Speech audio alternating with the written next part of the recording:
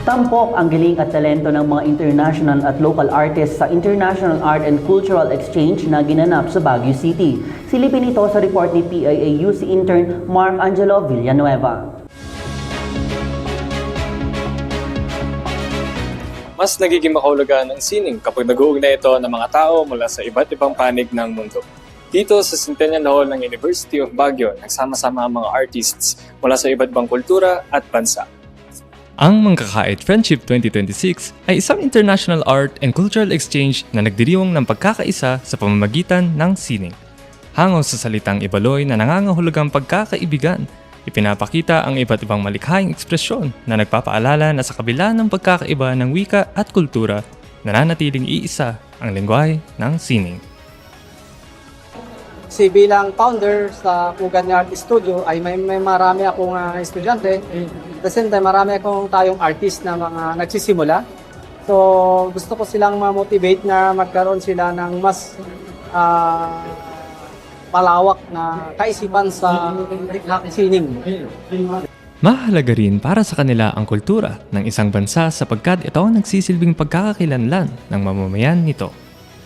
Well, ang nakakatawa pa doon yung mga sumasayaw from Baguio. Kasi sana hindi mawala yun. So masyadong, kasi hindi lamang paintings kundi lahat, even yung mananayaw natin. It's an also art. Naniniwala ang mga manlilikha rito na lahat ay may talento sa mundo ng sining at kailangan lamang itong suportahan at matulungan na makita sa sarili. Kasi unang-una sa aking pananaw, lahat tayo may artistic talent. Pinanganak tayo meron na. So, kailangan lang i-cultivate natin ang ating knowledge and pag-aralan pa rin bukod sa practice. So kaya dapat natin silang tulungan. Oo. Ayon kay Art Lozano, hindi ito ang unang pangyayari ng programa. Nauna itong isinaayos sa Spain at sumunod sa Vietnam bago nabuo ang ideya na magkaroon din ng International Arts and Cultural Exchange sa Pilipinas. So kami naman ay hindi na kami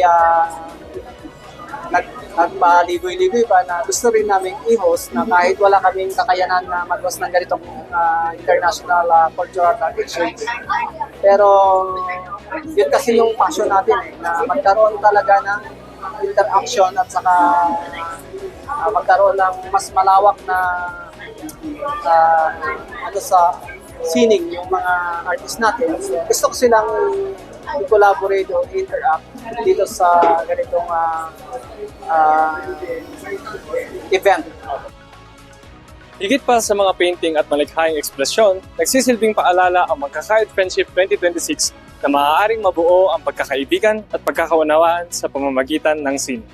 Naging tahanan ng sining at koneksyon ang Centennial Hall ng University of Baguio. Patunay na kayang paglapitin ng sining ang mga tao saan mang mapanig ng mundo magmula. Mula rito sa University ng Baguio, ako po si PIAUC intern Mark Angelo Villanueva para sa PIA News Cordillera.